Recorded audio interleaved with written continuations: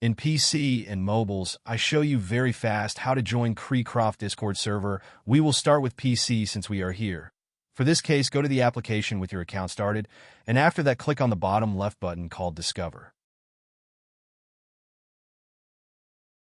Now click on the search box in the upper right corner and type KreekCraft.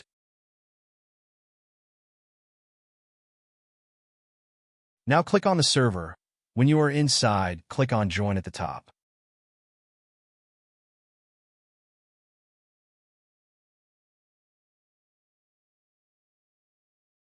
Congratulations, now you are inside the Discord server on PC. For mobiles, we will have to do it differently, because it is very likely that you do not see this option to discover in any section, neither on the web nor in the app, which is why to facilitate access, I will put an invitation link to the Discord server in the description of this video.